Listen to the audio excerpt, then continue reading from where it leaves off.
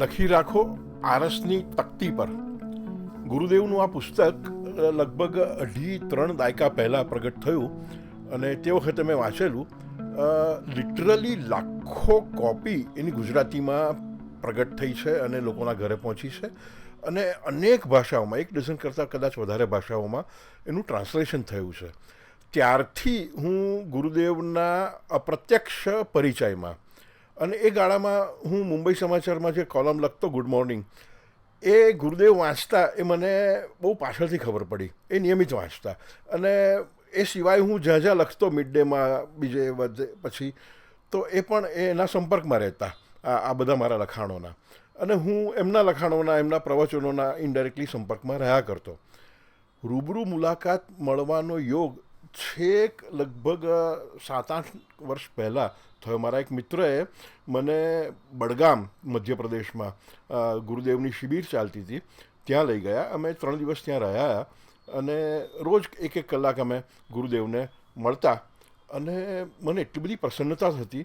અને સૌથી વધારે પ્રસન્નતા તો જ્યારે મેં એમને રજા લીધી, જવાની આજ્ઞા લીધી ત્યારે થઈ, જ્યારે એમણે મને કહ્યું કે સૌરભભાઈ, આપણે જિંદગીમાં બહુ મોડા મળ્યા. એક સંત પુરુષ એક સામાન્ય વ્યક્તિ સાથે આવો ભાવ પ્રગટ કરે એ જિંદગીનો કેટલો મોટો લાહો કહેવાય. અને એ પછી બડગામની એ મુલાકાત પછી નિયમિત રૂપે ગુરુદેવની સાથે અમારો સંપર્ક રહેતો, પત્રો દ્વારા અને ફોન દ્વારા ક્યારેક, અને રૂબરૂ પણ મળતા. અને અચાનક એક વખત મને વિચાર આવ્યો કે હું આટલી બધી વખત આ મહાપુરુષને મળું છું અને મારી પાસે એમની સાથેની વાતચીતનો કોઈ રેકોર્ડ જ નથી, કોઈ યુટ્યુબનો મને વિચાર જ કેમ નથી આવતો. અને આ વિચાર મને આવ્યો ત્યારે મને થયું કે આવી રીતે તો કેટલા બધા સંત પુરુષો, મહાપુરુષો, મોટા મોટા સેલિબ્રિટી પત્રકારો, બધાની સાથે મારા સંપર્કના કોઈ દિવસ મેં વિડીયો કર્યા જ નથી. તો આ વખતે જ્યારે જલગાંવ અમે ઘણા વખતથી વિચારતા હતા ગુરુદેવને મળવાનું. સુરતમાં એમનું ચોમાસું હતું તે વખતથી અમે વિચાર કરેલો અને લગભગ 1 વર્ષથી કંઈ ગોઠવાતું જ નહોતું. અને આ વખતે જલગાંવ હનુમાન જયંતિના દિવસે અમે ગયા અને તે વખતે મેં નક્કી કર્યું કે હું ગુરુદેવ સાથે એક લાંબી દીર્ઘ મુલાકાત લઈશ. એમને મેં સવારે કહી પણ દીધું કે મારો આ રીતનો વિચાર છે અને મારે અમુક સવાલો તમને, મારી જિજ્ઞાસા મારી તમને આગળ રજૂ કરવી છે. અને ગુરુદેવે સરસ સમય આપ્યો બપોરે અને શાંતિથી મુલાકાત લેવાઈ. અને આ મુલાકાત આખી અનએડિટેડ વર્ઝન છે એનું, એમાં કશું જ કાપ્યું નથી, કશું જ બીજું ઉમેર્યું પણ નથી. આ જે પ્રસ્તાવના છે એ મેં ખાલી વોઇસ ઓવર રૂપે અહીંયા ઉમેરેલી છે અને આઈ થિંક તમને ગમશે. અને જો ગમે તો એઝ યુઝ્યુઅલ જે યુટ્યુબરો તમને કહેતા હોય છે એવી રીતે લાઈક કરજો, સબસ્ક્રાઈબ કરજો, શેર કરજો અને જલસા કરજો.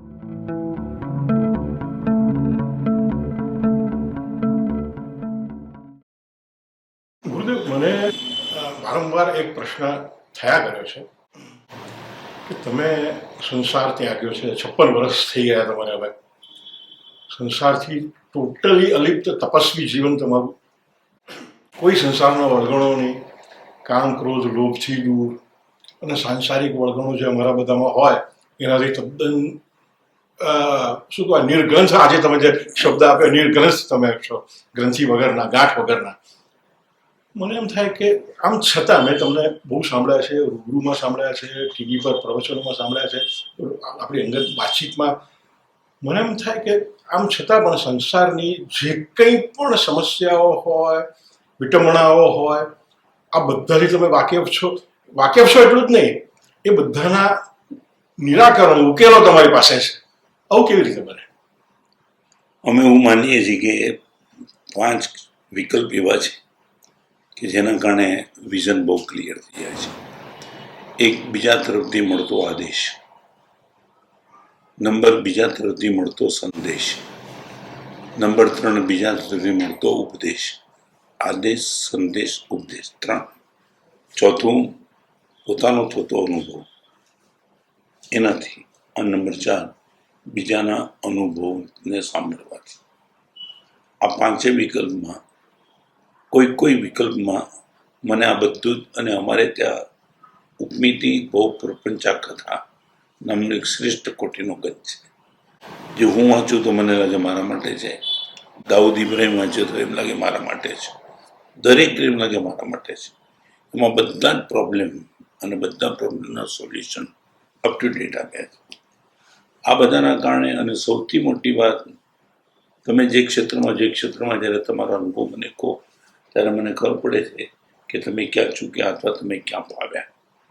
આના કારણે હું જે અંગત માનું છું, if you can see invisible you can do impossible, if you can see visible you can do possible, not impossible at all.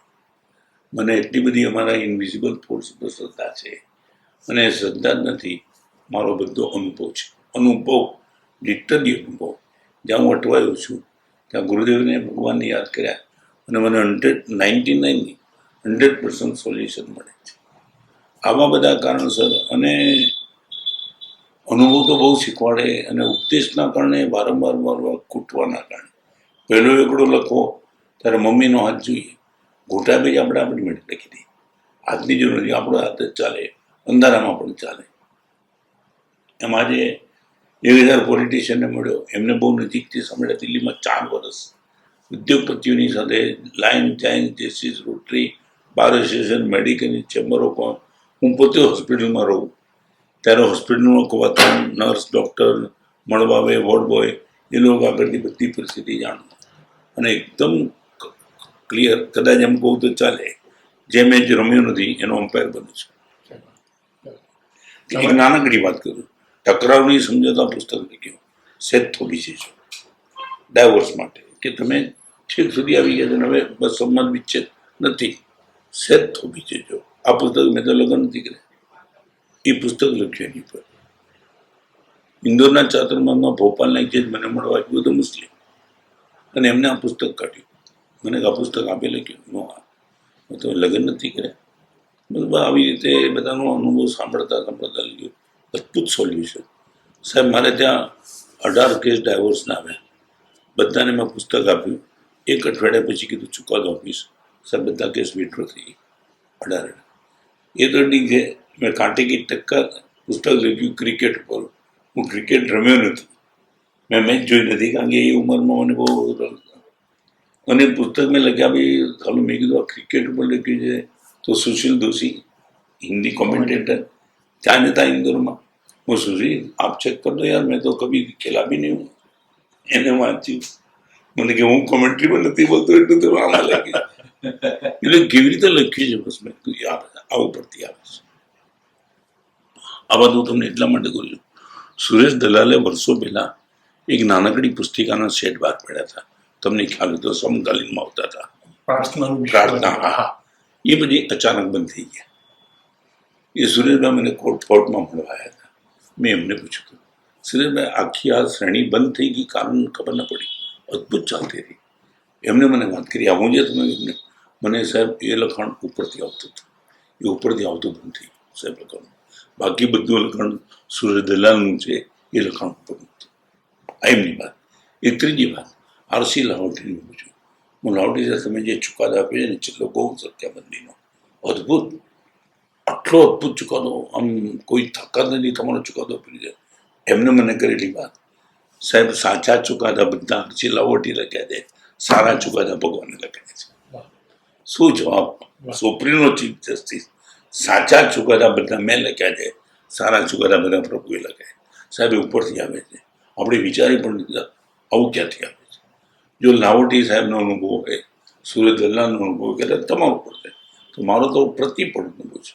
કંઈ નથી વિચારતો એવું ઉપરથી આવે છે. ઘણા પ્રશ્નો એવા આવી જાય. સંસદમાં જવું, હું સેક્સ એજ્યુકેશન એ મારો વિષય જ નથી ને, અને સામે પિટિશન કમિટી બેઠી હતી, બધી ખેરખા આ સિલેબસ ધાબાની ફેવરમાં. એની સામે હું મેટ્રિક પાસ, અને હું મારી આઈડેન્ટિટી ખાસ આપું કે મેટ્રિક પાસ ઓનલી. અને એ લોકો જ્યારે પ્રશ્નોત્તરી કરે તો એ લોકો એમ કે સાહેબ આજ એમને દુઃખ થાય છે, અમે આપની સામે બેઠા છીએ, અમારે આપની સાથે બેસવું પડે. એટલે હું અંગત માનું છું અને અનુભવથી કહું છું, if you can see invisible you can do. અને બીજું કહું, બંદૂકમાંથી ગોળી મારો ને કોઈ મરી જાય ને એ માણસ બુલેટથી મળતો નથી. એ જ બુલેટ બહાર રાખીને તમે મળતો નથી. જો બુલેટથી મળતો મરી જવો જોઈએ. કેમ નથી મળતો? કારણ કે બંદૂકમાં ન કહ્યો ટ્રિગર દબાવો, એ ટ્રિગરનો ઇનવિઝિબલ ફોર્સ વિઝિબલ બુલેટને મળે પછી તાકાત વધે. તો રત્ન અંદર વિઝિબલ છે, પાછળ કોઈ ઇનવિઝિબલ ફોર્સ છે, એના કારણે તાકાત આવે છે.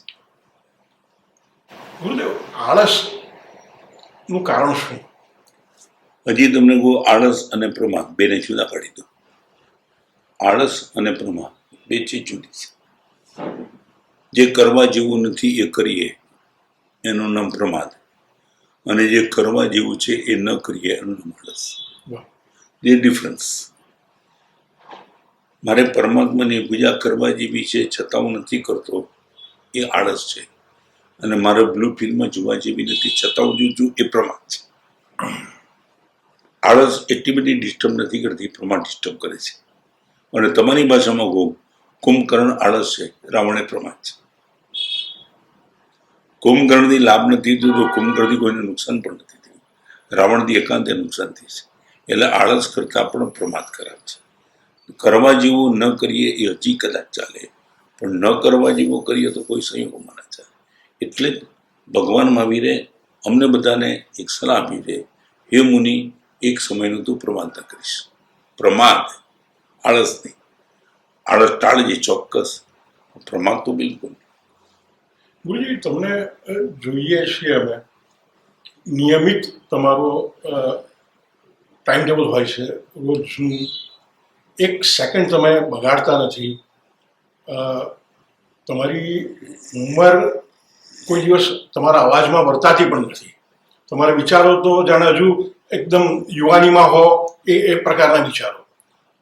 હવે આ બધું એક કર્મયોગીનું લક્ષણ છે.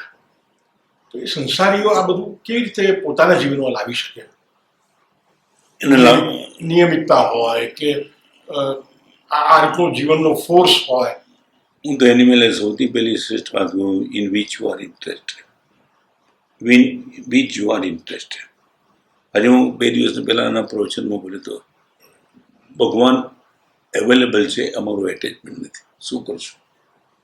મારી બાજુમાં જ મારા પિતાજી બેઠા છે, મને એટેચમેન્ટ નથી, વાત જ નથી કરતો એની સાથે. અવેલેબલ મહત્વની વાત નથી, એટેચમેન્ટ મહત્વની વાત છે. અને બીજું, પાણી મહત્વનું નથી, તરસ મહત્વની છે. આખો અધ્યાત્મ જગત એ પાણી આપવા માટે નથી, તરસ જગાડવા માટે છે. આજે હું છું, આખું જલગામ બહુ મોટું છે, જેને તરસ લાગે છે આવે છે નજીક, બાકી પાણી તો છે નથી પીવું મારે. એટલે અરબસ્તાની એક કહેવત છે કે ઘોડાને તમે સરોવર સુધી લઈ જઈ શકો, તરસ પરણે ન લગાડી શકો. એટલે અમને પોતાની એટલી બધી આની તરસ છે ને, પાણી તો ચારે બાજુ ઉપલબ્ધ છે. સંસારી માણસની તકલીફ સૌથી મોટી છે, એ ચૂકે છે, પ્રાયોરિટી આપવામાં ચૂકે છે. Urgent and important, there is the difference between urgent and important. તમે આજે જેને અર્જન્ટ માનો એને 2 મિનિટમાં તમારે ઇમ્પોર્ટન્ટની કક્ષામાં લઈ જવું પડે, અને અર્જન્ટને તમારે ટોપ પ્રાયોરિટી આપવી પડે. તમારા કમિશના 4 બટન છે, એમાં ગાજમાં બટન જેવું જે મહત્વની વાત નથી. જે નંબરનું બટન છે એ જ નંબરના ગાજમાં જવું જોઈએ. તમે કહો ગાજમાં બટન છે એ બરાબર નથી, પણ પહેલા નંબરનું બટન 4થા નંબરના ગાજમાં નાખી દો, આખી સિસ્ટમ બગડી જાય. તમે મજાકનું પાત્ર બનો છો. પહેલા નંબરનું બટન જ્યારે પહેલા નંબરના ગાજમાં જાય ત્યારે તમે ભાવો. આજે સંસારી માણસો આમાં મોટી થમકાઈ ગયા. 4 દિવસ પહેલા પ્રવચનમાં મેં પૂછ્યું, આઈશ્યુ એટલે જેને પૂછ્યું, what is the difference between urgent important? સાહેબ, with example you have to say. હું ચોક્કસ. તમારે 10 કરોડનું પેમેન્ટ પહેલી વખત 20 વર્ષે ઓલો માણસે કીધું છે કે આ ટાઈમે 10 કરોડનું પેમેન્ટ આપી દઈશ. 20 વર્ષે તમારે જરૂર છે, તમે ગયા, તમે આના જેવી અર્જન્સી બીજી કાંઈ નથી. અને એ જ વખતે તમે પેમેન્ટ લેવા ગયા, પગથિયાં ચડે અને હવે તમારે એટેક આવ્યો. હવે તમને કહો what is urgent, what is important? 20 crore કે તમારું એટેક? તો સાહેબ એટેક. મેં તો 1 મિનિટમાં 20 કરોડ અર્જન્ટમાંથી ઇમ્પોર્ટન્ટમાં કન્વર્ટ કરી દીધું તમે. કેમ? કારણ કે 20 કરોડ ના આવે તો તમારી જિંદગી જોખમમાં નથી. એટેક. બસ આ હું કહું છું. આખો તમારો સંસાર એટલા માટે ડિસ્ટર્બ છે કે તમે અર્જન્ટ ઇમ્પોર્ટન્ટ વચ્ચેની પેચરેખા સમજી જ નહીં. તમારા પિતાજી કે જે મારું ઓપરેશન કર્યું ગૌરાંગે સેફીમાં, એમને મને સરસ વાત કરી, સાહેબ મારે તો બહુ મોટી એપોઇન્ટમેન્ટ આપવી પડે છે.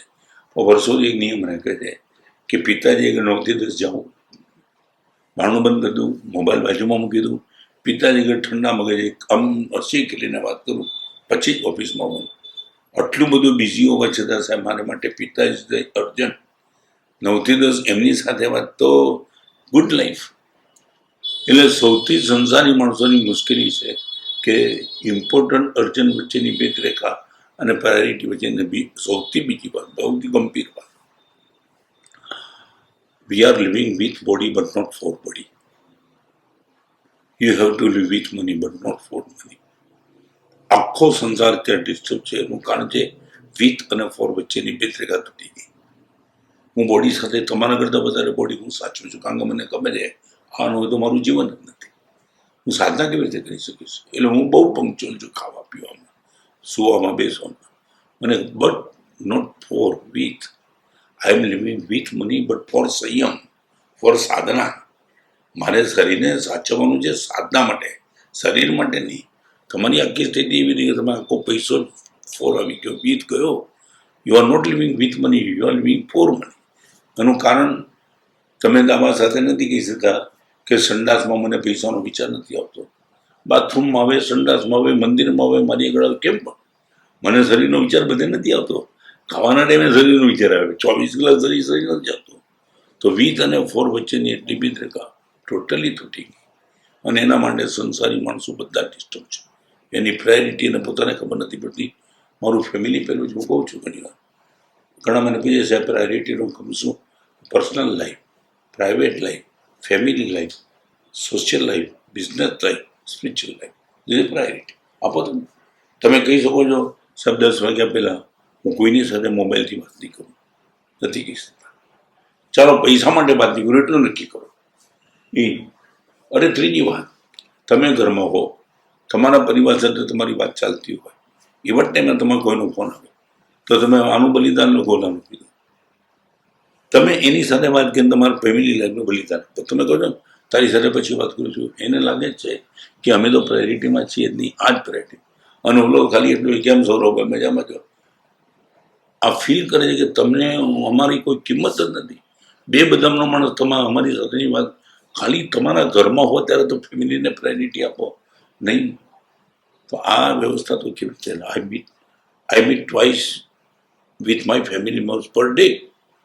મારા 18 સાધુને રોજ 2 વાર મળતું, રોજ 2 વાર. આટલી વ્યસ્તતા વચ્ચે મને કોઈ પ્રશ્ન નડતો નથી. હું પ્રાયોરિટી સમજું છું. અને બીજું, જીવનની એક હળવાશ એવી રાખી છે કે અલમારી પર પુસ્તક છે એવા ટાઈટ નથી રાખ્યા બીજા 2 પુસ્તક ઘૂસી ન શકે. અત્યારે તમે નો તો કામે કરત તો સૌરભભાઈ તો એવો મને ના પાડી દઉં, સૌરભભાઈ ટાઈમ નથી, મારું તો બધું પેક પ્રોગ્રામ છે, બધું ફિક્સ છે, પણ જગ્યા એટલી સરળ રાખું છું કે વચ્ચે કોઈ પણ આવે એને હું પ્રવેશ આપી શકીશ. ત્યારે પર એમ હેપી અને હળવાશની અનુભૂતિ કરું છું. ગુરુદેવ, તમે શિષ્યો સાથે જ્યારે વાત કરતા હો તો એમાં ધર્મોપદેશ ઉપરાંત બીજી પ્રેક્ટિકલ લાઈફની કઈ વાતો તમે શેર કરતા હો? Get together. એમાં કોઈ 2 વાત છે, નો કમ્પ્લેન, નો ક્લેરિફિકેશન. જ્યારે હું શિષ્યો સાથે મજાકના મૂડમાં વાતો ત્યારે 2 ચીજનું ધ્યાન રાખવું, કોઈ કમ્પ્લેન નહીં, કોઈ ક્લેરિફિકેશન. એ સિવાયની બધી વાત.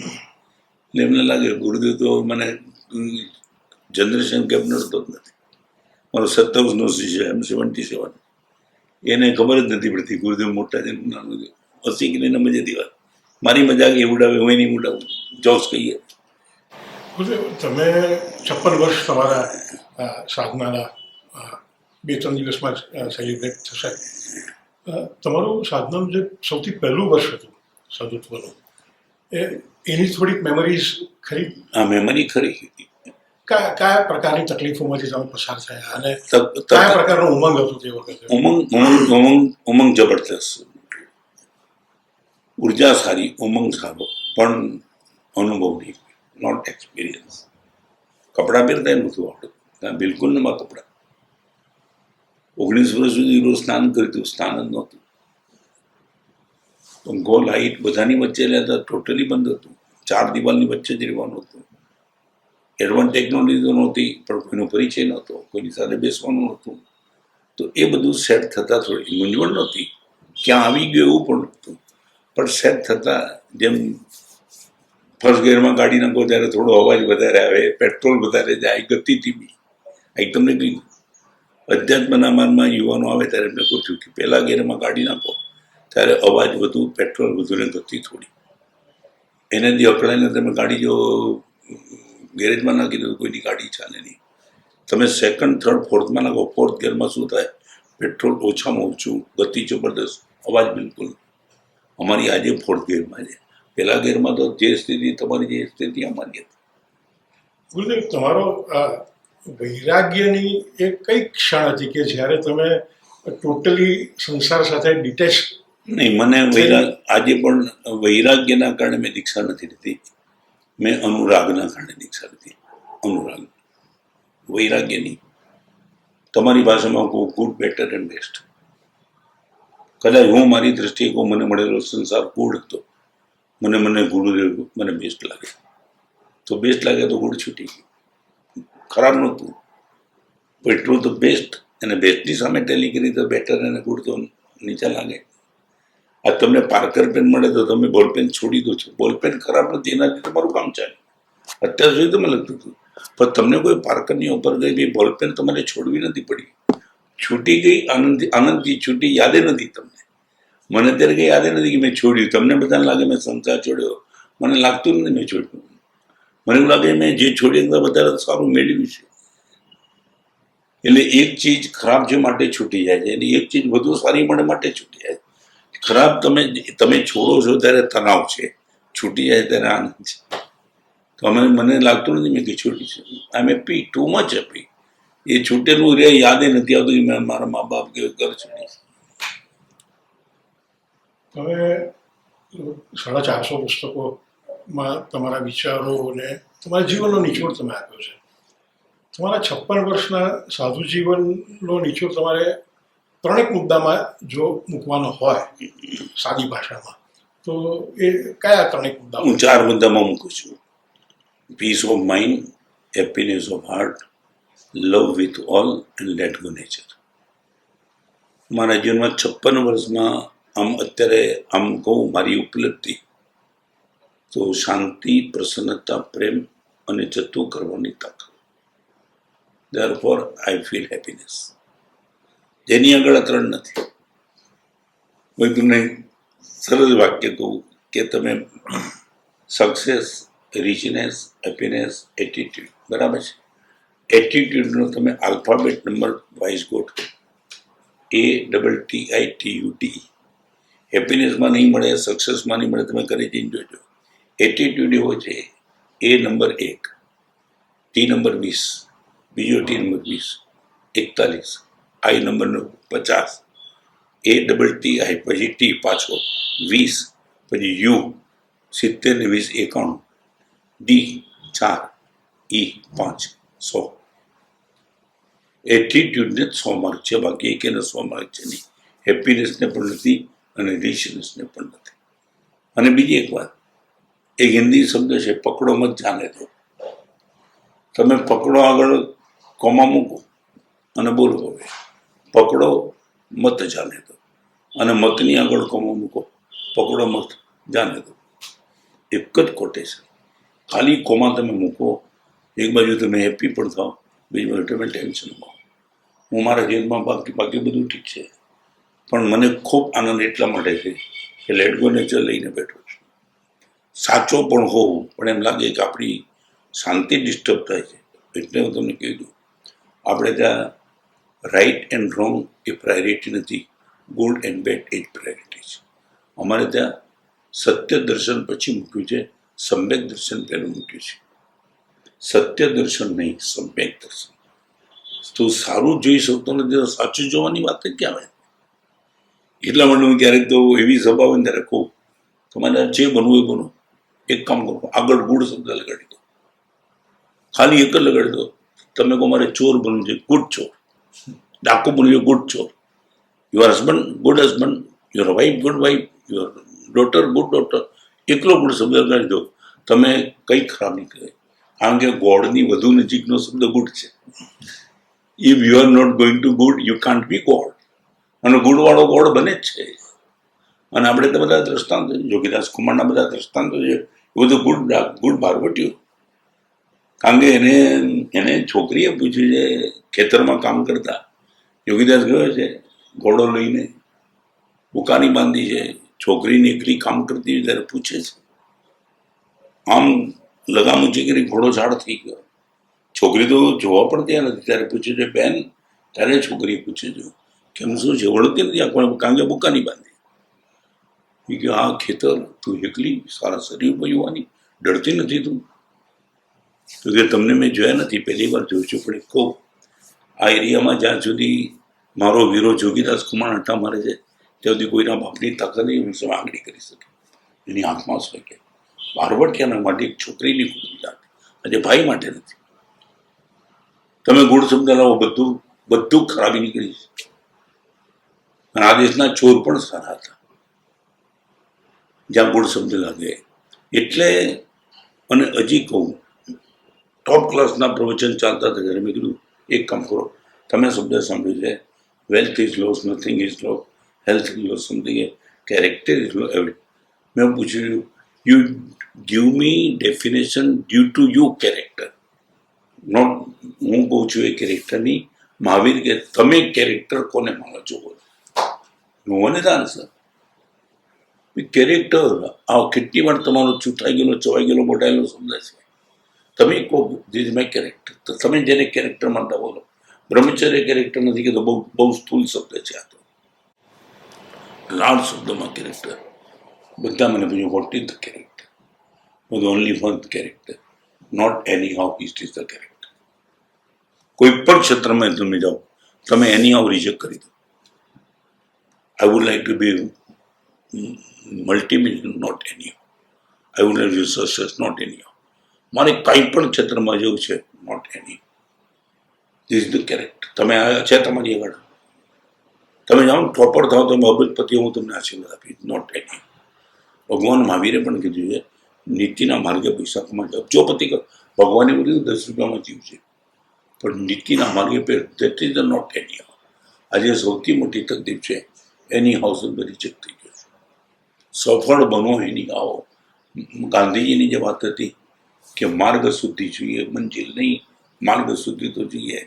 અને ખાલી હું તો બીજું પૂછી લઉં, આજે એક પણ પત્રકાર, એક પણ સોશિયલ મીડિયા, ગાંધીજી પહેલી વાર ઇંગ્લેન્ડ ગયા ત્યારે માતાની આગળ આશીર્વાદ લાગે તો માતાએ કીધું 3 શરતે જ આપું, નોનવેજ નહીં, વાઇન નહીં ને દારૂ નહીં. આ 3 શરતો મારી તો જ મારી તને જાય. આજે ગાંધીજીનું ચરિત્ર વર્ણન કરતા આ ચીજ ઉપર ફોકસ કોણ કરે છે અને ક્યારે કરે છે? કેમ રિજેક્ટ કરી નાખે?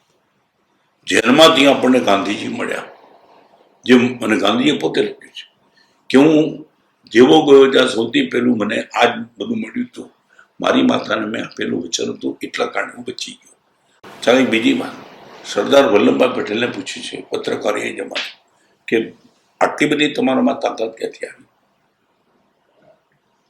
તો કે મારા ઘરના કારણે. તો કે સમજાયું નહીં. તો કે મારા મોટાભાઈ વિઠ્ઠલભાઈ પટેલ 14 વર્ષના લગ્ન જીવનમાં મેં મારા ભાઈને ભાભીને ઘરના અજવાળામાં વાત કરતા જોયા નથી. અમારી તાકાત છે. તમે વલ્લભભાઈ પટેલની વાત કરો ત્યારે આ વાત કેમ નથી કરતા? ગાંધીની વાત કરો ત્યારે આ વાત કેમ નથી કરતા? એક પણ વર્તમાન કાળના મહાપુરુષની વાત જે દેશને માટે, એની આ બધી વાતો તો ક્યાંય કોઈ કરતું જ નથી. વિનોબાજીની વાત કરું, વિનોબાજીએ પૂછ્યું એની માને કે આપણો નોકર ચોરી કરી ગયો ગોળની, ત્યારે માએ કીધું વિનયા બોલવાની, ચોરી નથી કરી. અરે એ નોકર છે, મારી ગેરહાજરીમાં એને કબાટ ખોલીને ગોળ ખાઈ લીધો, ચોરી નથી. વિના એટલું કહેવાનું કે આપણને પૂછાવી ના નાખે. આ ચોર ને કહેવાય? એને ખાલી આપણને પૂછી લીધું એટલું જ, બાકી ચોરી તો કેવી રીતે કહેવાય? આપણા ઘરમાં કામ કરે છે. આ વિનોબાની વાત, આ વિવેકાનંદની વાત, આ બધી વાતો કેમ કેમ કોઈને રસ કેમ નથી? ગાંધીજી આટલું મોટું યુનિટી સ્ટેચ્યુ છે, સરદારનું આ કોટેશન ક્યાં છે? અને આજે હું તો વેબ સિરીઝ માટે વચ્ચે ભૂલ્યો હતો, ઓટીટી પ્લેટફોર્મ માટે. મેં જો આ બધું જ દેખાડી શકાતું હોય તો પછી bedroom, kitchen room, drawing room એની દિવાલનો કોઈ અર્થ નથી. ખુલ્લું જ કરી નાખો, બધું જ જો જોઈ શકાતું હોય. અને હું બીજું કહું છું, આ જે તમે દેખાડો છો એ બધા તમારા ઘરમાં ફ્રી પ્રોગ્રામ કરવા માટે આવવા તૈયાર છે. તમે સાંભળો છો બધું. આ ટીવીના પડદે જે કરે છે કે જે તમારા ઘરમાં આવીને તમારા પરિવાર સામે લાઈવ કરવું છે, તમે હા પાડો તો કે ના, જે માણસોને તમારા ઘરમાં ન આવવા દેવાય, કેવી રીતે ચાલે? અને હમણાં મેં તમને કીધું ને, અભિષેક બચ્ચન કે જે મારી દીકરી સાથે બેસીને વેબ સિરીઝ જોઉં, એને કેમ કોઈ હાઇલાઇટ નથી કરતો? મને તકલીફ બીજી કંઈ નથી, દેશ તો ચાલે છે, ચાલનાર આપણી રીતે નથી ચાલતું, પણ મૂલ્ય ખતમ થઈ ગયા નહીં, મૂલ્યની વ્યાખ્યા જ બદલાઈ ગઈ. તમે ડેફિનેશન ચેન્જ કરી નાખો. મૂલ્યવાળો ઓર્થોડોક્સ જ છે. તમે કયા જમાનાની વાત કરો? અમને કયા જમાના?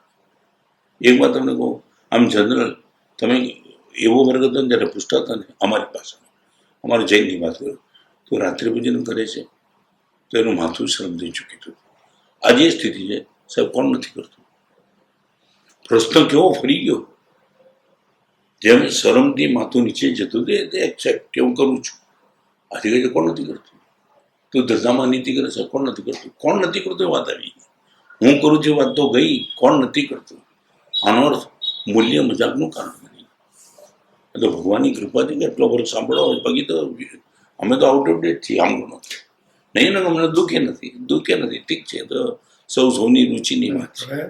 અને તમારા જેવા ઘણા સંતો દીવાદાડી છે નહીં છતાં હું અમને એક જગ્યાએ મેં, કારણ કે યંગ જનરેશનને મેં જોયા છે, તમારા કેટલા બધા ના હમણાં મેં મને આગમતમાં શરૂઆત કરી હતી ત્યાંથી કે એક વાણ જતું હતું ને સામેથી રાતના લાઈટ પક્યા, એટલે વાણના કપ્તાને કીધું કે 20 ડિગ્રી ટર્ન મારો, સામેથી ઓફર આવી 20 ડિગ્રી તમે ટર્ન મારો. સ્ટીમરનો કપ્તાન હજી થોડું આગળ ચાલુ તો લાઈટ નજીક આવી ગઈ કે 20 ડિગ્રી કન્વર્ટ થાવ, સામેથી કન્વર્ટ થાવ. અને ગરમ થઈ ગયો કે ત્રીજી વખત 20 ડિગ્રી કન્વર્ટ થયું, તમે કોણ? પછી આ કપ્તાન જે તમે કોણ છો? કોણ? ત્યારે કહ્યું તમે કોણ છો? એટલે સ્ટીમરના કપ્તાન હું પોતે જહાજ છું. ત્યારે સામેથી હું ડીવાડાંડી છું. ત્યારે લાગ્યું મારે જ બદલ, ડીવાડાંડી નહીં બદલે, મારે જ ઠંડ. એટલે દરેક ભગવાન છે ને એ ડીવાડાંડી છે. આપણે કે તમે બદલાઈ જાઓ. We can change policy matter but not principle matter. આ ડીવાડાંડી તો પ્રિન્સિપલ છે, એના બદલે આપણે બદલાવાનું છે. તમારા વગરના તમારા પિતાજીને તમે બધા ધંધાની પોલિસી બદલાવી, પ્રિન્સિપલ ઓનલી વન પ્રોફિટ જોઈએ. અમે પણ અમારા સાધુજીમાં ઘણી પોલિસી ચેન્જ કરી, પણ પ્રિન્સિપલ એમાં તો બાંધછોડ થાય જ કેવી રીતે? આ દેશ આખો પ્રિન્સિપલને પકડ્યો. જો આ બધું ખોટું તો ભાઈ રામે એક સીતાને બચાવવા માટે આટલું બધું યુદ્ધ કર્યું, તમે તો કહી શકતા હતા. મને આજના જમાનામાં તમે તો સારું છે, સીતાના જમાનામાં નહોતા. બાકી તમે કે ભાભીમાં લક્ષ્મણ એવું મૂક્યું, ઓર્થોડોક્સ લાગે છે. હમણાં વ્યાખ્યાનમાં 6 વાત મૂકી હતી. હું તમારી કે વિભીષણ છે, વિભીષણ એટલે રિવર્સ ગયા. રાવણે સીતાનું અપહરણ કર્યું પછી કીધું છે વિભીષણે ભાઈ કર્યું ભલે કર્યું, હવે આપી દો, રિવર્સ ગેર, કમ બેક. છે તમારી કોઈ? તો કે નથી. હું લક્ષ્મણ છે, it is the brake. Baby don't cross this line. આવી બ્રેક છે તમારી જીવનમાં? બ્રેક નથી, રિવર્સ ગેર નથી, સ્પીડ બ્રેકર છે. દુર્યોધન આગળ કૃષ્ણ ગયા ત્યારે સ્પીડ બ્રેકરની વાત હતી. ખાલી 5 ગામડા આપી દે, આ લડાઈ છોડી દે. સ્પીડ બ્રેકર પણ નથી, રિવર્સ ગેર નથી, સ્પીડ બ્રેકર નથી, બ્રેક નથી. વાઇપર છે કોઈ? એકલવ્ય દ્રોણાચાર્ય હતા. વાઇપર આમ કરે અને બધું સ્વચ્છ કરી આપે, જા તારે જ્યાં જવું ત્યાં. વાઇપર તો રાખ્યા, વાઇપર નહીં. ચાલો સિગ્નલ વ્યવસ્થા છે, કોઈને ગણકારવું નથી. સાઇન બોર્ડ છે, ભગવાન કે જે આ રસ્તે બહુ ખોટો નહીં, તો તમારી જિંદગીના ટ્રાફિકમાં ગાડીમાં સાઇન બોર્ડ નહીં, સિગ્નલ નહીં, રિવર્સ ગેર નહીં, બ્રેક નહીં, ક્યાં જઈશું? અમારું પ્રતિક્રમણ રિવર્સ કરશે. અમે પ્રતિક્રમણ રોજ કરીએ સાંજના, રિવર્સ ગેર. આખી જિંદગીમાં ખોટું કરી નાખ્યું ભગવાન, સાંજના કમ બેક. મને ઘણી જગ્યાએ મારા ગુરુદેવ મને એટલો તો બ્રેક. અને ક્યાંક કીધું પણ છે રત્ન, હમણાં આ ગતિથી નહીં પ્રવચન થાય, હમણાં થોડો આરામ કરો, સ્પીડ બ્રેકર. અમે એટલા માટે બધી વ્યવસ્થામાં નીકળ છે તમારી વ્યવસ્થા. અને સૌથી મોટી આજના કાળની કમજોરી, સાંભળી શકવાની ક્ષમતા ખતમ થઈ ગઈ. અને મારું ટેગ વચન છે, જે સાંભળી શકે એ જ પોતાને સંભાળી શકે, એ સાંભળી ન શકે એ સંભાળી ન શકે. તો તમને હોર્નનો અવાજ ન સંભળે શું થાય? તમે રોડ ઉપર જાઓ છો, હોર્નનો અવાજ, તમે સાયરનનો અવાજ, એલાર્મનો અવાજ, બંબાવાળાનો અવાજ તમને ન સંભળે શું? અને સંભળ્યા બી તમે જો ઇમ્પ્લિમેન્ટ ન કરો તો થાય, પતી જાય. મેં અમારા જિંદગીની મોટી તાકાત સાંભળવાની. તમે કોઈનું સાંભળવું જ નથી. એક ટાઈમ હતો કે ભૂલ કરતા દીકરો રડતો હતો, આજે ભૂલ કરતા બાપ ડરે છે. કાઢીશ તો આપઘાત તો નહીં કરી નાખે, ભાગી તો નહીં જાય, મરી તો નહીં જાય, ડિપ્રેશન. તમારા પિતાજી ડરે છે. આટલો યુટર્ન મારે છતાં તમે કહો કે અમે પ્રોગ્રેસમાં છીએ. તમે કોનું સાંભળો? ચાલો મારું, મને તો તમારા જીવનમાં કઈ રસ નથી, પણ તમને કોઈ રસ રહેવા દે. આજે વાત એવું નથી. નહીં સાહેબ, આપની વાત તમને નથી બેસતી તો શું કોની બેસે જ નતો? એટલે 3 છે ને આપણે ત્યાં માતૃ સંસ્થા હતી. શિક્ષા, સત્તા અને સંત, આ 3 માતૃ સંસ્થા. એ 3 લગભગ તૂટી ગઈ. હું હમણાં પ્રવચન કરી આવ્યો, 7,000 છોકરા હતા સુરતમાં. મેં એમને પૂછ્યું, તમે મને કહી દો, મેનેજમેન્ટ હતું, પ્રિન્સિપલ, પ્રોફેસર, બધા બહુ વખાણ કરતા હતા પોતાની કોલેજના. સારી છે કે ખરાબ છે નહીં. તમે મને પૂછ્યું કે આ કોલેજમાં આવો ત્યારે રિંગ વાગે એનો અવાજ ગમે કે છૂટે ત્યારે વાગે એનું ગમે? તો છૂટે ત્યારે વાગે એનું ગમે. બીજું કેમ પડે? તમે કહો જો આના કારણે અમારી કેરિયર બનવાની છે, તો તમને બેસવાનું મન કેમ નથી? ચાલો એમની વાત કરી, બધા ટીચર બધા હતા, પ્રોફેસર, એમની સામે કીધું. તમે મને એમ કહો કે કોલેજ ચાલુ હોય ત્યારે તમને ખૂબ આનંદ કરે, રજા હોય ત્યારે, રજા હોય ત્યારે આમને ભણવું નથી, આમને ભણાવવા નથી, એથી છોડો. પેરેન્ટ્સ બેઠા હતા. મેં એમને પૂછ્યું, તમે મને જવાબ આપો, તમારા બાળકો કરે હોય ત્યારે આનંદ કે કોલેજમાં? તો કોલેજમાં. એમને ઘરે રાખવા નથી. ભણવું નથી, ભણાવવું નથી, અને આમને ઘરમાં રાખવા નથી. આ પેઢી ક્યાં છે? તો મને ડીને પૂછ્યું હતું, આપના હિસાબે સાહેબ અમે ક્યાં તૂટ્યા? બધું એક જ જગ્યાએ તૂટ્યા. ટીચિંગ જબરદસ્ત છે, એક પણ સબ્જેક્ટ ટીચિંગ નથી. હું તમારી સાથે વાત કરું છું ત્યારે તમને ટચ ના થાય ને, તો તમે શરમમાં પણ ધીમે ધીમે કહેશો, સાહેબ ટાઈમ થઈ ગયો, સાહેબ મારે જ હું અક્કલ નથી મારા, 1 મિનિટ સમજો કે ટચેબલ કંઈ નથી. તમને જવાનો અવાજ એટલા માટે ગમે છે, એક પણ સબ્જેક્ટ તમને ટચ થતો તમે હાર્ડ ટચ. ઠીક છે, તમને લાગે પૈસા કમાવા માટે પડી જાય. Teaching is the number first, touching is the number second, turning is the number third. Teaching, touching and turning આ શિક્ષણની વ્યવસ્થા છે. હું પણ ભણ્યો છું, પણ હું મેથ્સમાં પુઅર હતો. એક સર, મનુભાઈ સર હતા અમારા ઘરે, એમને મેં ટ્યુશન રાખી. સર કેટલા રૂપિયા? તો કે 30 રૂપિયા. એ જ મારી સાથે બીજો છોકરો છે કે 30 રૂપિયા. અમે બે સાથે ટ્યુશનમાં ગયા. 1 મહિનો પૂરો થયો, પછી 30 રૂપિયા બટ નેચર કીધું તો આપણે લઈને અમે 2 જણા લઈને ગયા. આ મનુભાઈ સર કે ગધેડા શબ્દ બોલ્યા હતા, ગધેડા, બાપા આગળ પૈસા ઘણા છે. મેં કેમ સર? તો મેં કેટલા કીધા હતા? કે 30. તો કે તમારા 2 જણ વચ્ચે મેં 1 કલાક જ આપ્યો ને, એટલે 15 તાર અને 15 તાર. 15 લઈ જાય અને બાપુજીની સહી લાવજો, 15 મને મળી ગયા છે. આ ટીચર હતા. શું આ મામૂલી વાત થોડી છે? મેં 1 જ કલાક આપ્યો તો શેના 15 આપવાના? 30 શેના આપવાના? મેં સ્મૃતિ ઈરાનીને વાત કરી હતી મળે ત્યારે. બેન આ હતી શિક્ષણ, ભણ્યા તો અમે છીએ, ક્યાં છે અત્યારે? આખી યુનિવર્સિટીમાં તમે જાઓ કોઈ જગ્યાએ 3 ટીચિંગ, ટચિંગ એન્ડ ટર્નિંગ. અને બીજી એક વાત, આખી કોલેજ કેજીથી લગર MBA સુધીમાં એક પણ લેક્ચર એવું દેખાડો કે કોલેજની જિંદગી પૂરી થયા પછી એની જિંદગીમાં સંઘર્ષ આવશે તો ટકી રહેવાની તાકાત આવે એવો એક સબ્જેક્ટ દેખાડો. મેથ્સ, સાયન્સ, કેમિસ્ટ્રી કોઈ પણ નહીં, એકે નહીં. અને તારી જિંદગીમાં પાનકર બી, વસંત બી પાનકર આવે, શિયાળો બી ઉનાળો આવે ને સૂર્ય બી સૂર્યાત આવે. ત્યારે જીવનમાં સફળતા, નિષ્ફળતા આવે, દુઃખ સુખ આવે, બિઝનેસમાં માર ખાશો, પરિવારમાં એ રીતે ટકશો કેવી રીતે? એ તો એક લેસન જ નથી. એનું મારા સાધુની પહેલી બોલ્યું, અહીંયા છે ને મજા નથી કઈ. આ બધું જ છે સાધુ પડે. હું જ્યારે દીક્ષા લીધી, મને 2000 કિલોમીટર મારા ગુરુમાં ચલાવ્યું બિફોર દીક્ષા. અહીંયા કઈ મજા કરવા નથી આવતા, પગ નથી મંડ્યા. આ બધા જ કષ્ટોમાં તારી પ્રસન્નતા ટકે તો જ તારે અહીંયા આવવાનું. અને એ બધું મેં લેસન લીધું એટલા માટે અહીંયા મને કોઈ તકલીફ નથી લાગતી. MFP આજે સોનિયા ગાંધી જ્યારે મળ્યો ત્યારે એમને મને કીધું કે education is the solution of all problems. મેં એમને હાથમાં એક કાગળ આપી દીધો. કેરાલામાં દર 24 કલાકે એક છોકરો સુસાઇડ કરે છે. મેડમ, આખા હિન્દુસ્તાનના સૌથી એજ્યુકેટેડ સ્ટેટ કેરાલા છે. દર 24 કલાક છોકરો સુસાઇડ કરે છે. તમે કહો આનો જવાબ આપો શું છે? જો એજ્યુકેશન ધ સોલ્યુશન હોય તો આ શું કામ સુસાઇડ? મને એમને મને બીજું કારણ શું? એક કારણ છે કેરેક્ટર રિલેટેડ કેરિયર છે. અમે ભણતા ત્યારે કેરેક્ટર ફાઉન્ડેશનમાંથી ને પછી કેરિયર હતી. આ કેરેક્ટરનું નોટ એ સિંગલ લેસન, એક લેસન નથી સિંગલ કેરેક્ટરનું. તમે એકલી કેરિયરની વાત કરી તો ક્યાંથી હેપીનેસ આવશે? બહુ ગમે છે. સોનિયા પણ કબૂલ કર્યું કે મારે સાહેબ ખરેખર વેદના છે કે આમાં કંઈક બદલાવ. મારે અમિતભાઈ સાથે પણ વાત ગઈ સાલ આવ્યા હતા.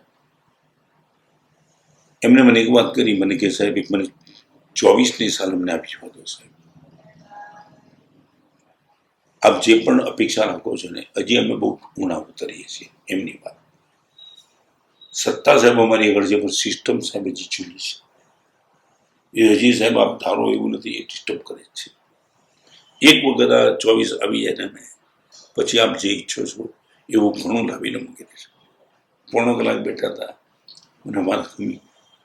મને કહે સાહેબ જુઓ, પહેલી વખત એમપીમાં હિન્દીમાં MBBSનો કોર્સ લાગ્યા. મારી ઈચ્છા છે બધા સ્ટેટમાં તેની ભાષામાં બધા કોર્સ લાવવાના. આજ સુધી મોનોપોલી ઇંગ્લિશની હતી, બધી થોડી બેસી. એટલે આ બધી છે પણ ખબર નહીં કેવી રીતે સફળ થાય. અબજો રૂપિયા વાપરે છે એજ્યુકેશનમાં. રિઝલ્ટ શું છે? મેં નાગપુરમાં CC રવિશંકર સાથે મારું પ્રવચન હતું. એમને મને દિલ્હી યુનિવર્સિટીની વાત કરી. હજારો છોકરાની વચ્ચે મેં જ્યારે પૂછ્યું હતું તમે સૌથી વધુ તિરસ્કાર કોને કરો છો?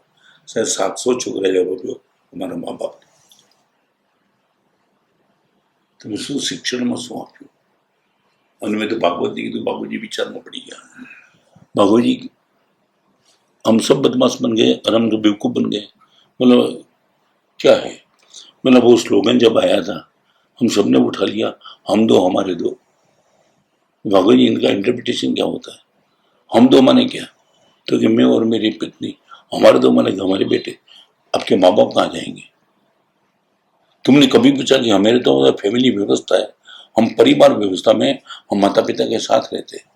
हम दो हमारे दो स्लोगन उठा के तुमने माँ बाप को रिजेक्ट कर दिया, वो तो ठीक है, मगर ये स्लोगन सभी पे तुमने कंपलसरी नहीं रखा.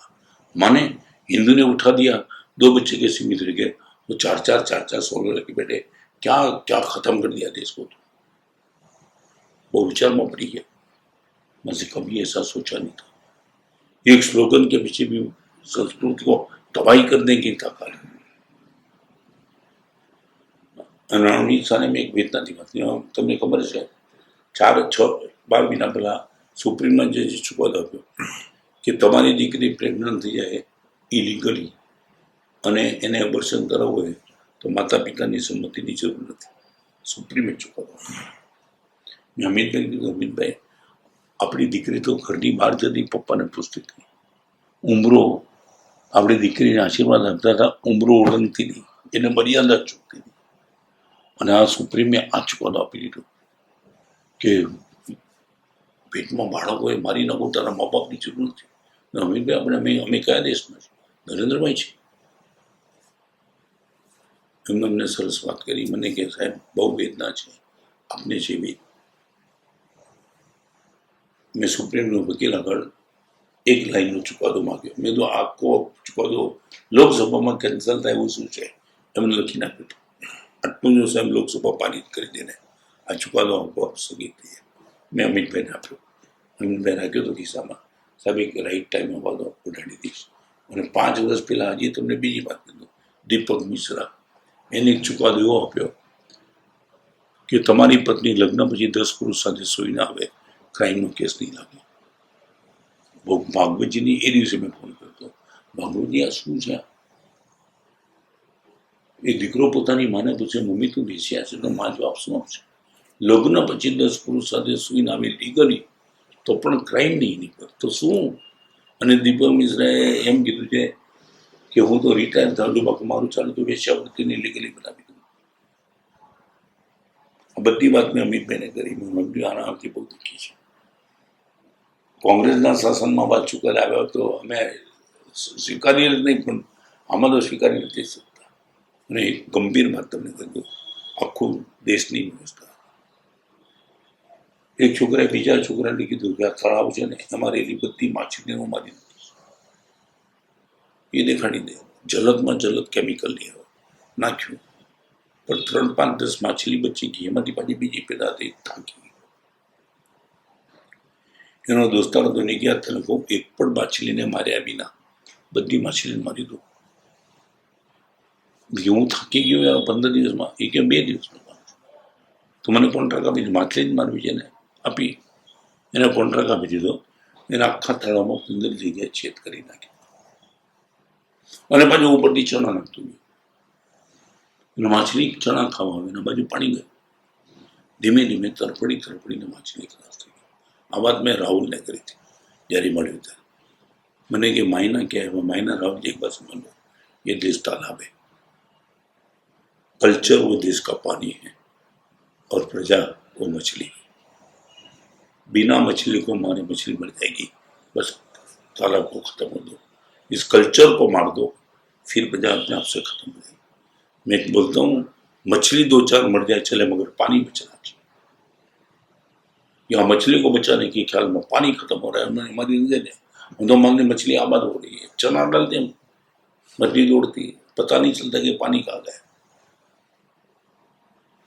हमने बहू गंभीरताથી લીધું કે મારા कभी सोचा नहीं. ये साजिश है. कल्चर बचाओ, अपने आप से प्रजा बच जाएगी. સાહેબજી, થોડા પાછળ જઈએ ને, જ્યારે તમારા કિશોરાવસ્થા અને યુવાનીના વર્ષો હતા, તો આમાં આ 4-5 વસ્તુઓના જ્યારે અનુભવો તમને થતા, ત્યારે તમે કેવી રીતે એને ઓવરકમ કરતા? કામ, ક્રોધ, લોભ, મોહ. તો સમજો કે ક્રોધથી શરૂઆત કરીએ. લગભગ એ ડિસ્ટર્બ નહોતું.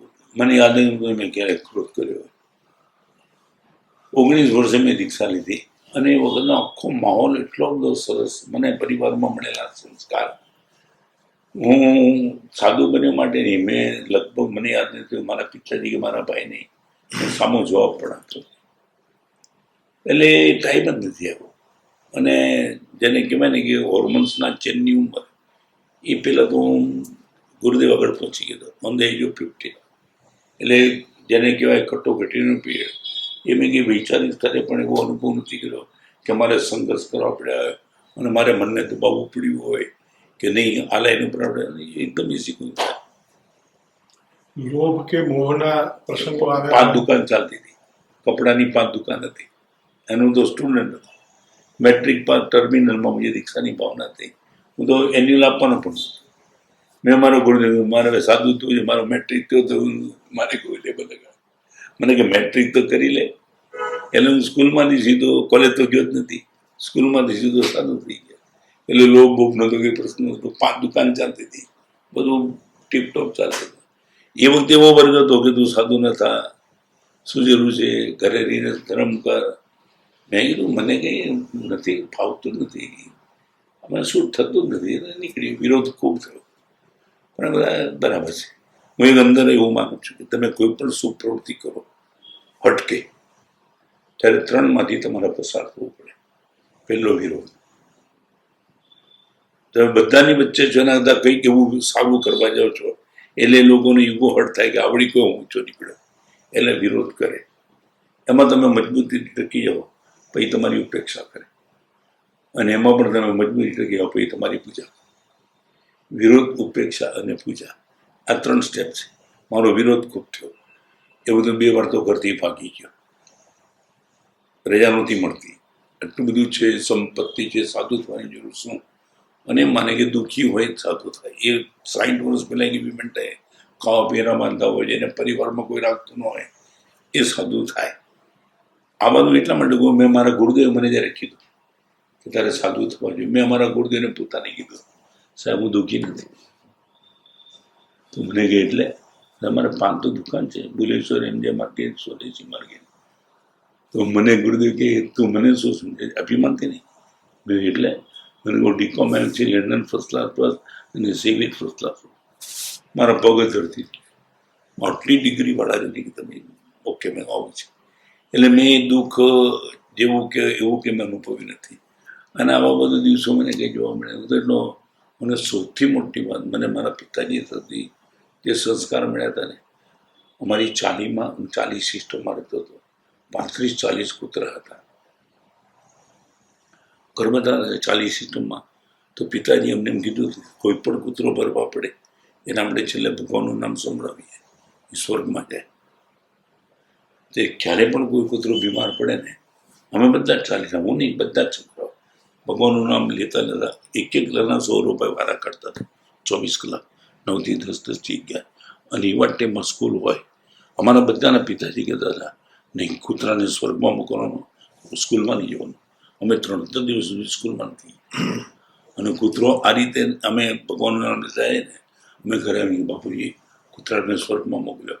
એ તો બાપુજી 5 રૂપિયા આપતા હતા. આ સંસ્કાર આઈ એમ પ્રાઉડ.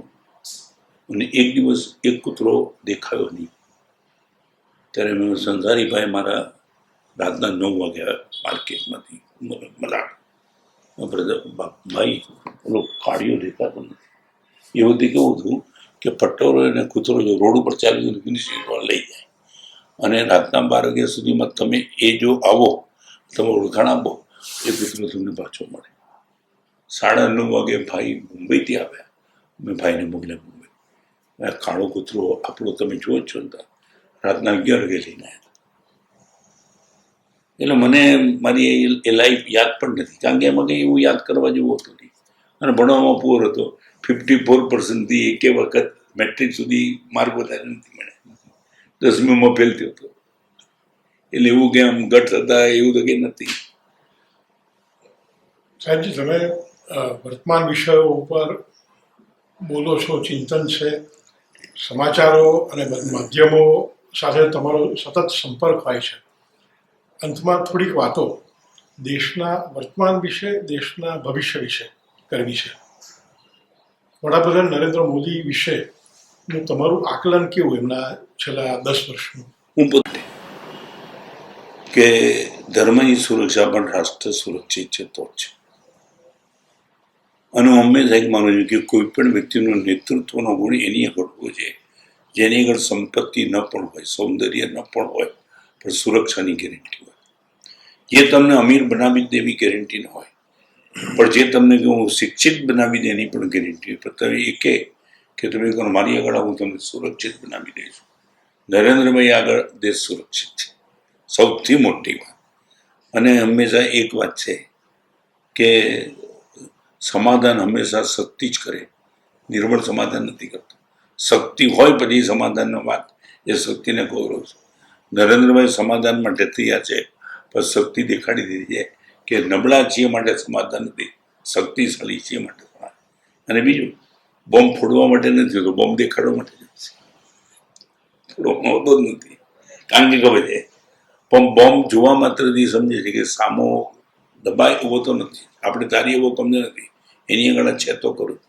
તો નરેન્દ્રભાઈ આવ્યા પછી દેશે સૌથી મોટો જે પ્લસ પોઈન્ટ અનુભવ્યો એ સ્વાભિમાન અને એના કારણે સુરક્ષિતતા. આ એક એટલો બધો મોટો પ્લસ પોઈન્ટ છે કે આવનાર હજી તમને કહું વ્યાખ્યાનમાં બોલ્યો એક ટાઈમ એવો હતો મોગલોના વખતમાં સોમનાથ પણ તૂટ્યું, પાલીતાણા પણ તૂટ્યું. કેટલી પ્રતિમાઓ, લાખો ટન સોનું, હીરા, માણિક, મોતી બધા લૂંટાઈ ગયા. કેમ? સત્તા અનુકૂળ નહોતી. એક ટાઈમ એવો હતો દિલ્હીમાં મોગલ બાદશાહના સમયમાં અમે આજે ભણીએ છીએ ને એને આગમ કહીએ છીએ. આગમ એક બાદશાહના વખતમાં 6 મહિના સુધી એના રાજમહેલમાં રસોડામાં 6 મહિના સુધી જૈનોના આગમો સળગ્યા. કોલસા નહીં, સળગાવવા માટે કોઈ પણ ચીજ હોય તો જૈનાચાર્ય જેટલું સાહિત્ય સર્જી લાવો એને સળગે. 6 મહિના સુધી દિલ્હીના રાજમહેલની રસોઈ આગમ સળગીને થઈ. એવું લાખો કરોડો શ્લોકોનું સાહિત્ય સળગી ગયું. એક ટાઈમ એવો હતો સવાર પડે સાધુને સાધ્વીનું માથું લાવો અને 100 સોનામાં લઈ જાઓ. આવા માથા અમારે થયા. 8 વર્ષે અમારી ત્યાં દીક્ષાની રજા છે. એક ટાઈમ એવો આવ્યો કે અમારે કાયદો કરવો પડે બહેનો માટે કે 35 વર્ષ પહેલાની કોઈ પણ બેન દીક્ષા નહીં લે, કારણ કે 8 વર્ષની ઉંમરથી દીક્ષા લેનારી સાધ્વી ઉપર રહેતા હતા. આટલું બધું નુકસાન ધર્મને પણ થયું, કારણ કે રાષ્ટ્ર અસુરક્ષિત હતું. એ જે મોટી તાકાત ઊભી થઈ આજે આખા હિન્દુસ્તાનમાં 140 કરોડની પ્રજામાં માત્ર જૈન નહીં, એક પણ સંતની કોઈ મજાક નથી કરી શકતું. Credit goes to Narendrabhai. એક મંદિર કોઈ મસ્જિદ પણ નહીં. નરેન્દ્રભાઈ રામ મંદિર બનાવવાનો અર્થ નહીં મસ્જિદના વિરોધી છે. કોઈનું પણ મંદિર તૂટતું નથી, કોઈના સંન્યાસીઓને તકલીફ નથી. આટલી મોટી, એટલે હું માનું છું રાષ્ટ્ર સુરક્ષા નંબર 1, ધર્મ સુરક્ષા નંબર 2, અને આવી રાષ્ટ્ર સુરક્ષા નરેન્દ્રભાઈના હાથમાં છે. જે સુઈ જાય શાંતિથી. ગુરુદેવ, આવતા 5 વર્ષમાં તમારી શું અપેક્ષા કે મોદી સરકાર શું કરવું જોઈએ આવતા 5 વર્ષમાં? આ તો બધું કરે જ છે. કદાચ એ બાબતમાં હું વિચારોમાં ટૂંકો પડું, પણ મને જે લાગે છે કે જે થોડી કચાશ મોરલ કલ્ચર સ્પિરિચ્યુઅલ ઉપર જે થોડું હજી વધુ છું, એ તમને નાની વાત કરું. CBSE સાથે મારો પત્ર વ્યવહાર થયો. એમને મેં કીધું કેટલા સ્કૂલોમાં મોરલ એજ્યુકેશન ચાલુ છે. મારી 2 શરત હતી. Where is the subject? Subject નથી, અને સબ્જેક્ટ જતો માર્ક્સ નથી. Why not exam? આજની આખી યંગ જનરેશનને સબ્જેક્ટ અને માર્ક્સ હોય એમાં જ રસ છે. સબ્જેક્ટ તમે મોરલના ક્લાસમાં મેં પૂછ્યું પ્રિન્સિપલને, સાહેબ 2 છોકરા હાજર નથી, કારણ કે સબ્જેક્ટ નથી. સબ્જેક્ટ એક્ઝામ નથી, માર્ક નથી. એમને માર્ક ખેંચવા છે. તો જ્યાં સુધી આવી બધી ચીજો તમે સબ્જેક્ટ અને એક્ઝામ તરીકે નહીં ગોઠવો, ત્યાં સુધી આઉટપુટમાં શું નથી. અને બીજું 1 લાખ વેબસાઇટ અત્યારે હાઉ ટુ સુસાઇટીની ચાલે છે, અને આખી એ સુસાઇડની મુલાકાત લેનારા વેબસાઇટની યંગ જનરેશન છે.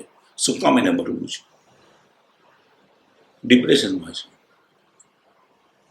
એની કેરિયર ઉપર એટલી બધી ટોપ રહે. અને બીજું હું ગત માનું છું, મેં અનુભવ પણ છે. મલ્ટીનેશનલ કંપનીના 1, 2, 3ના પ્રોગ્રામ. 1 માણસને નોકરી રાખો, એને 2 માણસનો પગાર આપો, એની આગળ 3 માણસનું કામ કરાવો. આ મલ્ટીનેશનલ કંપનીની સાજીશ. એને બધા યુવાનોને એના પરિવારથી દૂર કરી નાખે.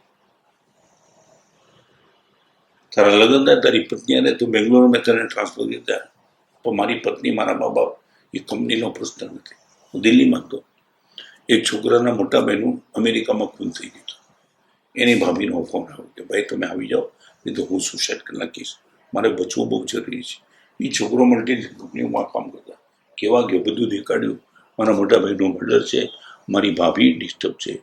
એ કે એ તમારો પ્રશ્ન છે, કંપનીનો પ્રશ્ન નથી. તમારે જવું જોઈએ, ચાવી, ફ્લેટ, ગાડી બધું આપીને જાઓ. આ છે મલ્ટીનેશનલ. તમારો બાપ, તમારી મા મરે, પણ સૌથી મોટી તકલીફ એને પેકેજ એવું ડિક્લેર કર્યું છે. આના સંદર્ભમાં મેં પુસ્તક લખ્યું છે કે પોપટ આસમાનમાં, માણસ પિંજરમાં. પોપટ સલો આસમાનમાં જવા માંગે છે, માણસ પિંજરમાં જવા માંગે, કારણ કે 50 લાખનું પેકેજ. એ છોકરો પોતાના બાપને કહે, પપ્પા તમે ક્યારે 50 લાખ કમાય? આ જુઓ મારું પેકેજ છે 50 લાખ. આ મલ્ટીનેશનલ 3 માણસનું કામ, 2 માણસનો પગાર, નોકરી 1 જ માણસ રાખવાનું. આ વ્યવસ્થા કોઈ પણ હિસાબે જો તૂટવી જોઈએ. અને હું માનું ત્યાં સુધી આ દેશની સૌથી મોટી તાકાત પરિવાર હતી. એ જ પરિવાર તાકાત તોડી નાખી, બધી તોડી. લગ્ન કર્યા વિના એટલે કોઈને દીકરા જોઈતા નથી. આખી યંગ જનરેશન આ લાઈન ઉપર ચાલી છે. મેરેજ જોઈએ. RC લાહોટી મને કહેતા હતા, સાહેબ મારો પોતાનો મિત્ર 2019 સાલ મારા ખોડા માથું મૂકી રડે કે લાહોટી સાહેબ શું સાંભળ્યું, મારા ઘરમાં 2 દીકરી 23 ને 25 વર્ષની. ગઈકાલે મને મારી દીકરી મને મળો. બાપ તરીકે મને પૂછે, પપ્પા લગ્ન જન્મમાં મજા શું? હું તો શોક થઈ ગયો. એટલે મને ખબર હતી કે મારે કંઈ બોલવાનું છે, એ જ બોલાય કે પપ્પા અમે બંને નક્કી કર્યું છે લગ્ન જીવનની મજા માણવા માટે 2-4 દિવસ હોટલમાં જ આવું છું. એના માટે આખી જિંદગી જરૂર નથી. પૈસા છે અમારી, અમે નોકરી કરીએ. પપ્પા આ બાબતમાં તમે લાંબો વિચાર નહીં કરતા, અમે અમારા સુખની વ્યવસ્થા કરી લીધી છે. આ લાહોટી સાહેબ 2009ની સાલ. અને સાહેબ આ કલ્ચર. અને હજી તમે કહું સાહેબ હું રાઈટ ટાઈમે બનીને સુખી થઈ જઈશ. કોણ? લાહોટી સાહેબના સમય. સાહેબ આ દિવસો આપણે જોવાના આવે તો આપણે વિચારી પણ નથી. આજે હું મારો કાગળ લાહોટી સાહેબ આગળ મોકલતો હતો ને, અમદાવાદનો છોકરો સિદ્ધાર્થ ખાલી કાગળ લઈને બોલો રાવટી સાહેબ નીચે લેવા આવે. રાવટી સાહેબ મને એને વાત કરી, સાહેબ હું તો થાકી ગયો, સુપ્રીમનો ચીફ જસ્ટિસ સાહેબ ચાની ઓફર કરે મારી સામે પી. આપણે તો મેં ના પડી, એ તમે નહીં પીવો તો નહીં પીવું, પીવી પડી. આપનો કાગળ આપ્યો સાહેબ, કાગળ પગે લાગ્યા, ઉઠાવો, માથે મૂક્યો, એકદમ આમ માઇલ્ડ રીતે કહું, સાહેબ આ સુપ્રીમનો ચીફ જસ્ટિસ, અને એમને મને વાત કરી કે હું તો રાઈટ ટાઈમે જઈ ન શકી. હવે ત્રીજી ચોથી પેઢી પછી આ જ કલ્ચરનું ડેમેજ આપણે જોઈ નહીં જોઈશું. એટલે એવરેજ होठों पे सच्चाई रहती है, जहाँ दिल में सफाई रहती है, हम उस देश के वासी हैं जिस देश में गंगा. આ ઈચ્છા છે નરેન્દ્રભાઈ કે આ દેશ લાવીને મૂકી દે. અને મહત્વની વાત કીધું, એક ટાઈમ એવો હતો આપણા ઘરમાં બનતું હતું એનું પિક્ચર બનતું હતું, પિક્ચર બને છે ઘરમાં હોય છે. આવું થોડું ચાલે. મહેમાન જો હમારા હોતા है वो जान से प्यारा होता है. શું ગીત હતું, country where the Ganges flow, અને એવોર્ડ મળતી છે. સેક્સના કોઈ પિક્ચરની હિન્દુસ્તાન એવોર્ડ નથી મળતો, એમાં તો લોકો ખૂબ આગળ છે, કલ્ચર પાછળ પાગલ હતા આમાં પિક્ચરો. એટલે એવું થાય છે કે આપણા ઘરમાં બંનેના પિક્ચરો બનવા જોઈએ, પિક્ચરો બને ઘરમાં. અને તો તમને કહું, જે ગંદી વેબ સિરીઝ હું તો કઈ જોતો નથી, પણ મને જે બહેનો આવીને કે મા બહેન સામે ખુલ્લી ગાળો, હું એમ કહું છું કે હમણાં તમને ખબર છે 15 વેબ સિરીઝ ઉપર ઓટીટીના પ્લેટફોર્મ પર, હા, મેં પિટિશન એડમિટ કરી હતી. અનુરાગ ઠાકોરની સાથે પણ વાત થઈ, મેં મોકલ્યો તેને, એને કીધું કે હજી જે થોડા બાકી છે, ચૂંટણી પત્યા પછી હું મૂકી દઈશ. મેં કીધું પિક્ચર ઉપર જો સેન્સર છે તો વેબ સિરીઝ પર સેન્સર કેમ નહીં? આવું કેવી રીતે બોલી શકે? બધું ખુલ્લું એક્સેપ્ટ થઈ ગયું છે, એક્સેપ્ટ. અને સોનિયા મને પૂછ્યું હતું છેલ્લે, સાહેબ તમે શું ઈચ્છો છો? બધું બેન અંદરથી ઈચ્છું છું 3 ચીજ: દુર્જન સજ્જન બને, સજ્જન સંગઠિત બને, અને સંગઠિત સજ્જન સક્રિય બને. દુર્જન હજી સજ્જન બની જાય છે, સજ્જનો સંગઠિત નથી, વેર વી કે છે. તો મને કહેશે, મેં તો अनार होता है ना, अनार हर दाने मीठे होते हैं, खोलो साला सब अलग, लड्डू होता है ना एक दूसरे चिपके रहते. આજે સજ્જનો ઘણા છે, બધા અનાર જેવા છે, લાડવા જેવા નથી. અને એ સજ્જનો સંગઠિત છે તો સક્રિય નથી. દેશનું થોય થાય. આજે હું તો બોલવાનો છું વ્યાખ્યાનમાં, શ્રીમંત, શિક્ષિત અને સજ્જન ત્રણેય જણા વોટિંગ માટે નીકળી જાઓ. આ 3 કેટેગરી વોટિંગ કરતી જ નથી. અને અડવાણીને મેં કીધું હતું, ચુનાવ આયોગને કીધું હતું કે તમે વોટિંગ કમ્પલસરી કરી નાખો, તો ખબર પડે. આ તો ગોડસેના વોટની પણ એ જ કિંમત, તે ગાંધીજીની કિંમત. આ રેશમેમ કેમ ચાલે? અને બીજું, આજ બર વોટિંગ માટે નીકળી પડે, ઓલો તો નીકળતો નથી. અને છતાં મેં તો કરવું હોય તો એક કામ કરો, સીએ વાળો હોય ને વોટ 10 ગણાશે, ડૉક્ટરના 15 ગણાશે, એન્જિનિયર 20 ગણાશે, તો ઓલો સીએ વાળો જાય. હવે સીએ વાળાનો એ જ, અને ઓલો દારૂડિયાનો એક જ વોટ, તો મરવા તો આને હું બે એક જ છીએ. તો મારે આવવું હોય તો પણ. એટલે મેં બે અડવાણીને કીધું, અડવાણી કે વિચાર સારો, એમાં ઓસ્ટ્રેલિયામાં છે કમ્પલસરી વોટિંગ ના કરો તો તમને કેસ થાય, તો કાં તો આવું કરો, કાં તો આવું કરો. મને કે વિચારવા એટલે જ્યારે છેલ્લો નીકળ્યો ને ત્યારે સોનિયા ગાંધીએ પૂછ્યું હતું, એ વખતની વાત છે કે આપણે સાહેબ અમને શું સંદેશ આપવો છે? મેં તો બેન એક વેદના છે અમારી, we can wish but we can't do anything. You can do everything but you don't wish. અમારી ઈચ્છા શક્તિ અને તમારી ક્રિયા શક્તિ બંને એક થઈ જાય તો દેશ ક્યાંનો ક્યાં છે. સોનિયા, જેવો જ સવાલ હું તમને પૂછું છું કે તમે પત્રકારોને, મીડિયાને શું સલાહ આપશો? આ એક જ સલાહ છે કે આ જલગામમાં ગટર અને બગીચો બી છે, અને બધા મીડિયા પવન છે. તમે જ્યાં જશો એ બધે ફેલાશે. જો ગટર આગળ જશો તો આખા એક જ જગ્યાએ ગટર છે, પણ આખા જલગામમાં ખબર પડશે દુર્ગંધની. અને બગીચો પણ એક જ જગ્યાએ છે. તમે જો ત્યાં જશો તો આખા જલગામને ખબર પડે કે શું અસુચિત છે. મીડિયા એ માત્ર હવા છે, એ જ્યાં જશે ત્યાં ફેલાશે. તો મીડિયાના માટે જ કહું કે પવન છો એ સાંભળી લીધું. ખૂબ ખૂબ આભાર.